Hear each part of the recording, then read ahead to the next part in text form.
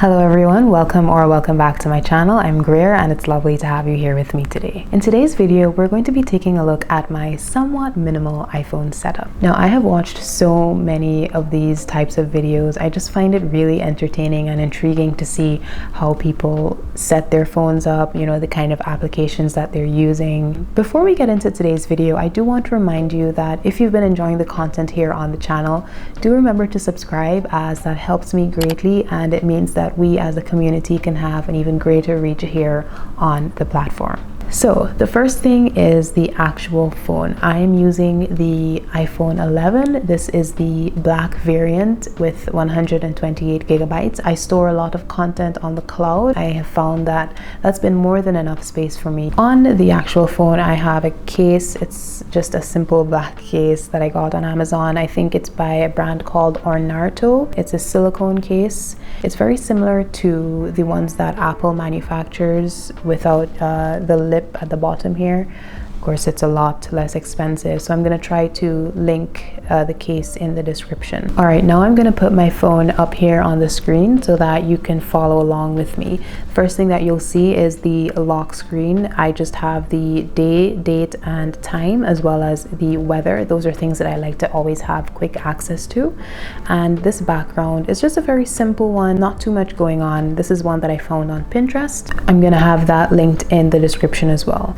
If we swipe over to my widgets, on the top we have the weather in my location as well as the battery widget, so that shows me the battery status of different devices, whether it's my phone, my watch, my AirPods.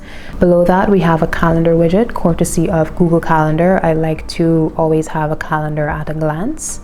And then we also have the world clock. I communicate with people all over the world, so this is important for me to make sure that I'm not like messaging somebody when it's 2 or 3 a.m. their time. This next widget is from an application called Day One. So I have mentioned Day One in previous videos. It's essentially a digital journaling application, and what this widget does is it resurfaces old journal entries so you can sort of see what you were doing maybe a year, 2 years ago. And I just find that that's very cool to see on a daily basis. It serves as a nice reminder for you, And below that we just have some shortcuts. Now these shortcuts I find very useful for me, especially when I want to do something quickly but I don't necessarily want to have to unlock my phone for that purpose and go searching for an application. So for example, good night, what that does is it sets an alarm for the morning and then it turns all of the smart lights in my room off. And then I also have some others here. I'm not going to go through every single one of those, but if you'd like, you can pause the video and sort of look through these shortcuts. They're all pretty self-explanatory, I think. So now we are on the main homepage. So you'll notice that my setup is very clean. I don't have apps all over the place. I don't have like tons of widgets all over. This setup just allows me to access the applications that I use on a daily basis very quickly. I just have one main homepage. If you swipe over, you can see the app drawer. I hardly ever use that. Let's start off with the dock. As you can see below, we have the phone application. This is a phone, so that needs to be there. We also have Spotify. Now Spotify is one of my most used applications. It is my music streaming application of choice. So if we just open it quickly, you can see what the interface looks like. I use Spotify to listen to music as well as to listen to podcasts. I find that its recommendations are usually spot on for me. I spend a lot of time here making playlists.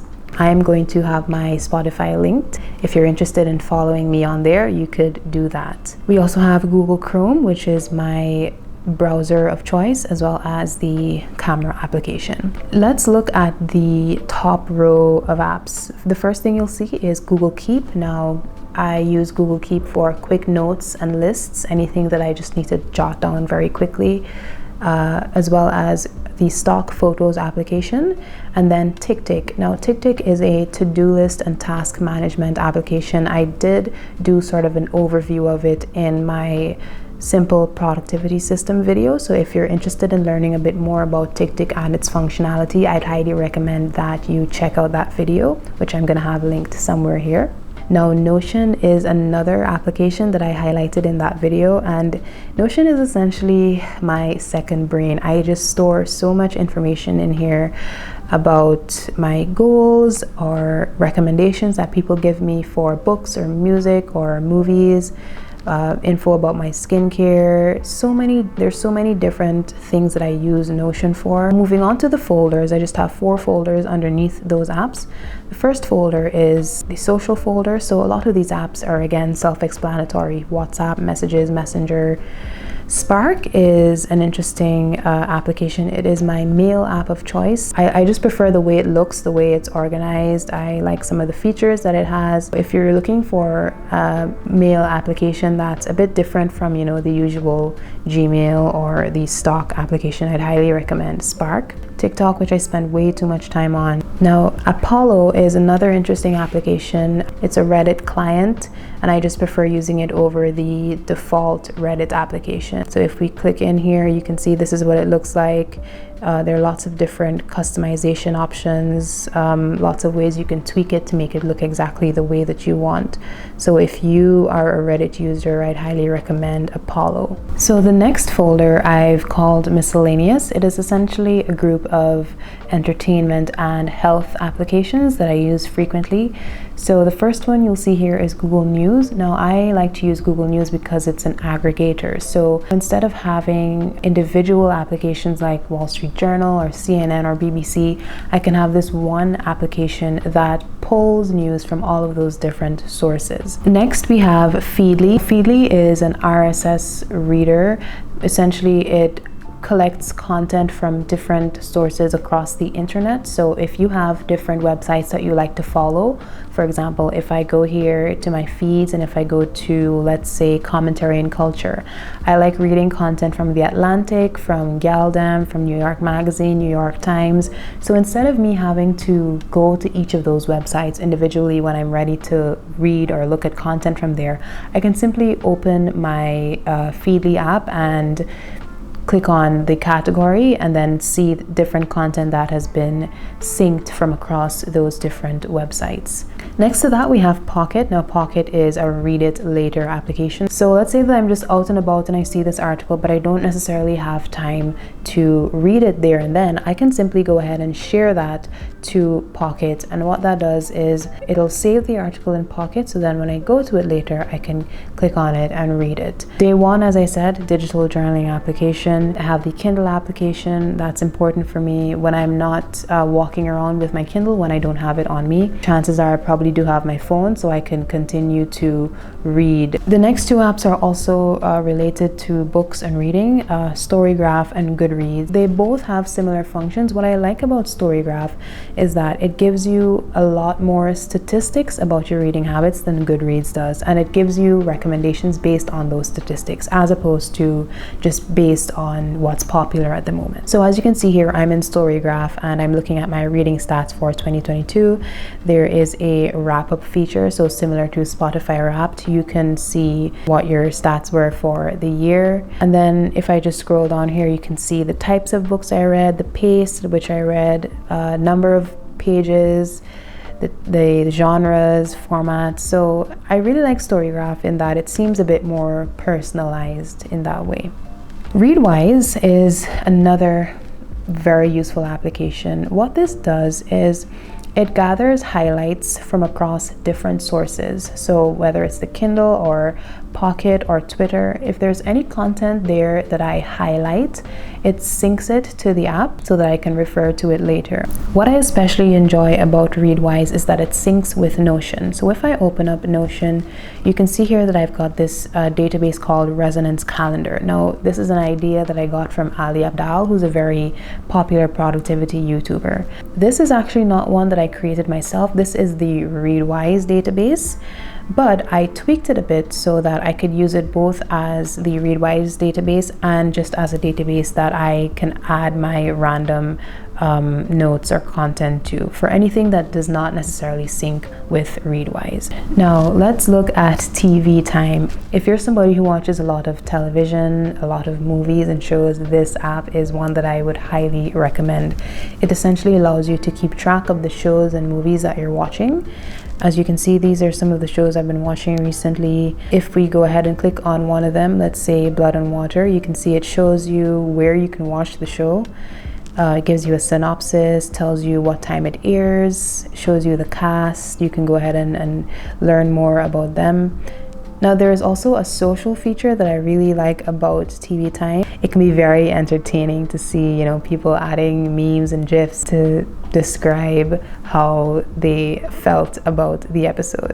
It shows you how many episodes you've watched, the time you've spent watching TV, shows you these different badges. So TV Time, essential if you are big on TV. Duolingo is an app that I'm sure a lot of you are familiar with. I have to admit that I have not been doing as much language learning as I would have liked recently. As you can see, I was trying to learn some Arabic, but I was also trying to use it to keep up with my French and German. We also have Genius. Now, as someone who is a music buff, this is also an essential application for me, because I like to be able to quickly search up the lyrics of a song if they're not already on, let's say, Spotify. And then you can see different interpretations of those lyrics and explanations that you may not have picked up on. Then we have the NBA application to check on scores and teams. I've really been getting into basketball lately, so that's been a good app for me to have. And then SofaScore is the application that I use to keep an eye on any of the other sports that I follow, like tennis or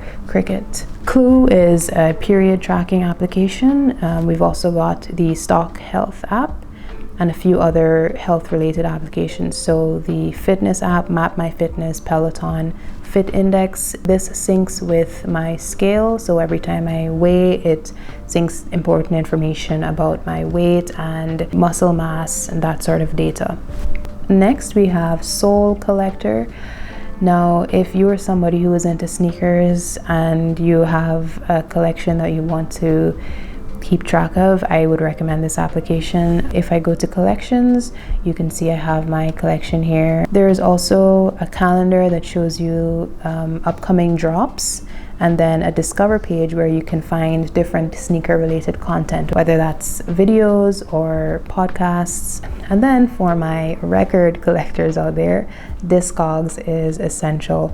It has a very large database of records that you can search. You can build your own catalog of records that you own, and you can also have a want list. And you can even buy records on this application. And then after that, we have Steam. Now, I am a Steam gamer. I recently got a Steam Deck for myself. So this app is great for just going into the Steam store and, you know, seeing what games are either on sale or have been just released. The next folder is my spend folder. So this folder is sort of a mishmash of applications that have something to do with spending money or finance. So I have a lot of e-commerce apps here. And then further along in that folder, you're going to see my personal finance and banking applications. I didn't want to create a separate folder just for those because it would kind of mess up the 2x4 grid that I've got going on here on the homepage, but I did still want to have them on my home screen. The final folder we're going to look at is tools. So this is just a collection of utility applications that I use regularly. We've got settings, Adobe Scan, which I use to scan all of my documents, Google Drive. Bitwarden is a password manager. So if you're looking for one of those that is free and open source and secure, I would highly recommend Bitwarden.